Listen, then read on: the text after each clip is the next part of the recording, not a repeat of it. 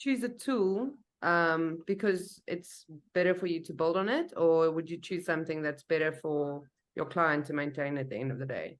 So I would like it, in my view, I would do it towards what the customer needs longer term. Because Yeah. the value. I might describe it as a question of ownability, right? As opposed to a question of maintenance.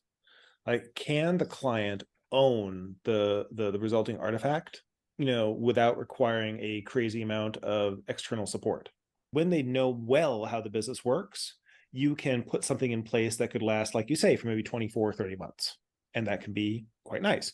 But they'll only work if they can adjust it. The tool set that we have now, things like Zapier, Make, whatever, allow the client, if done right, allow the client to then be able to pick this up and make some adjustments along the way as their business changes. Not maybe radical changes, but like changes on the margin.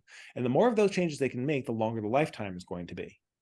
Now, the reason I was talking about like how much you know about the business is because I think it also drives whether I wouldn't talk about fun, I would talk about cost, right? What is the cost of maintenance versus the cost of building? And a lot of that cost is really time cost. How much time of the expert does it take, both of the client and of the technologist?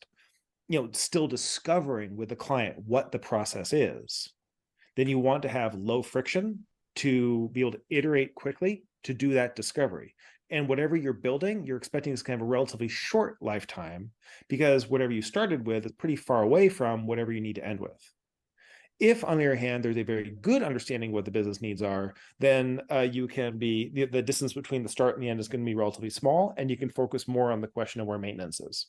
Has any of you been in this situation where you've built it the way that you think, and then, like you say, the knowledge of the business afterwards, they're like, yeah, you didn't quite understand it, so now you actually have to do it like this. You have to do it like this.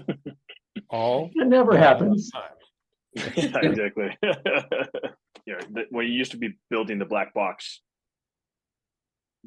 you only were able to see the fruits of the black box when the box was completed.